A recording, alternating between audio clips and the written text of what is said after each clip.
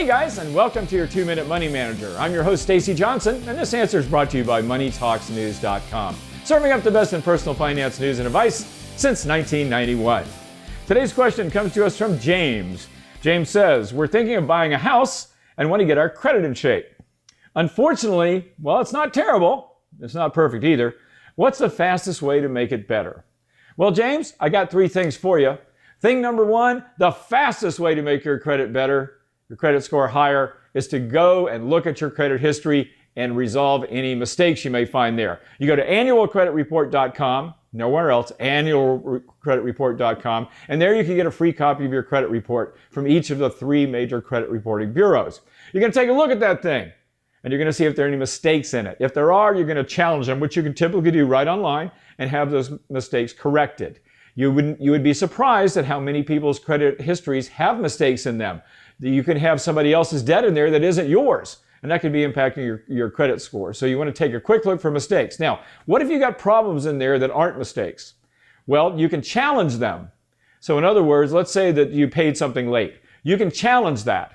You shouldn't unless you actually didn't pay it late, but theoretically, if you do challenge it, they have to go back to that creditor and they have to ask if it's accurate. If that creditor doesn't respond, they have to remove it from your credit history. So you could do that. It's kind of like going, pleading innocent to a traffic ticket and hoping the cop doesn't show up in court, kind of like that.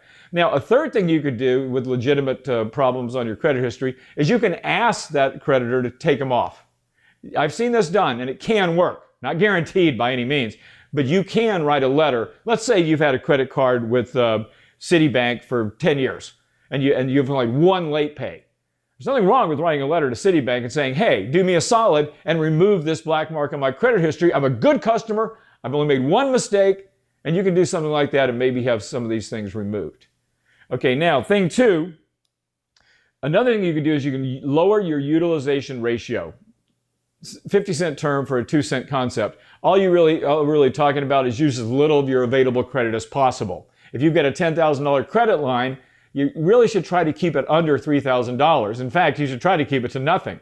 Now, if you want to lower your utilization ratio, you've got 2 ways of doing that. Obviously, you can pay down some of your debt. You can also, though, ask for a higher credit limit.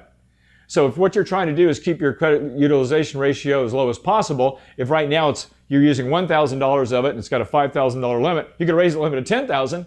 Now you've only got a 10% utilization ratio instead of 20. So keeping that utilization ratio can give you an immediate response, or fairly immediate response to your credit score. And finally, thing number 3, you could pay twice a month. Now, what I mean by that is, let's say that you put $5,000 on your credit card every month and you pay it off every month. Well, good for you. But if they pull your credit when you've got that $5,000 balance the day before you paid it off, then you're going to show the $5,000 balance on your credit. Does it make sense? So if you wanted to, you could go in and you could pay every other week, and just to try to keep that balance as low as possible throughout the month, because you never know when someone's going to pull that credit. I hope that answered your question, James, and I hope you guys will all meet me right here next time.